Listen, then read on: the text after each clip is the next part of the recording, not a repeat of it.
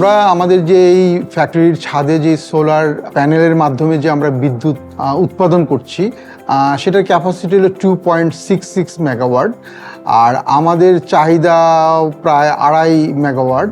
So আমরা আমাদের ছাদে এটা স্থাপন করেছি যাতে আমরা সৌর শক্তিকে কাজে লাগাতে পারি এবং ন্যাশনাল গ্রিডের উপরেও আমরা চাপ কমাতে পারি। ইটকল এখানে যে ব্যবস্থাটা রেখেছে, তারা যারা এই বিষয়ে ইচ্ছুক তাদেরকে লং টার্ম অর্থাৎ 10 বছরে একটা লোন পিরিয়ডের ব্যবস্থা করে দিচ্ছে। ইন্টারেস্ট রেট অনেক কম, 5 বা 5%। আর এটা যখন আপনি একবার সেট আপ করবেন তারপরে আসলে আর রানিং কস্ট নেই। সুতরাং আমরা হিসাব করে দেখেছি যে 5 বছরের মধ্যে আমাদের ইনভেস্টমেন্টটা ফেরত চলে আসবে এবং বাকি সময়টা এটা আসলে আমাদেরকে অধিক হারে সাশ্রয় বা মুনাফা দিবে। সো এইটা আমি মনে করি প্রতিষ্ঠানের জন্য অবশ্যই লাভজনক। প্রথমত হলো যে আমাদের বিশেষ করে গরমের সময় লোডশেডিংয়ের পরিমাণ তো বেড়ে যায়। তো যখন গরমের সময় আমরা সূর্যের আলো বা তাপটাও ভালো পাচ্ছি, সো উৎপাদনটা পরিপূর্ণই হচ্ছে। তো সুতরাং তখন লোডশেডিং হলেও কর্মপরিবেশ বলেন বা উৎপাদন প্রক্রিয়ার হ্যাম্পারিং বলেন, সেটা অনেক অংশেই কমে গিয়েছে। সোলারের মাধ্যমে যে বিদ্যুৎ উৎপাদনের যে প্রক্রিয়া, এটা গ্রিন ফ্যাক্টরির বেশ কিছু শর্তের মধ্যে একটা অন্যতম শর্ত এবং হাতিল এই বিষয়টা নিয়ে কাজ করছে। আমরা আগামী 1 থেকে 1.5 বছরের মধ্যে হাতিলের ফ্যাক্টরিকে পুরো গ্রিন ফ্যাক্টরি হিসাবে আমরা দেখতে চাই এবং সেই লক্ষ্যেই আমরা কাজ করে যাচ্ছি।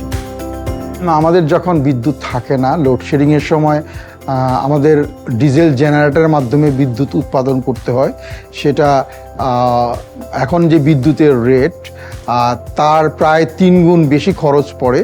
তো সুতরাং আমি সোলারের মাধ্যমে যখন যেই বিদ্যুৎটা পাচ্ছি সেটার কস্ট তো অবশ্যই অনেক কম পড়ে।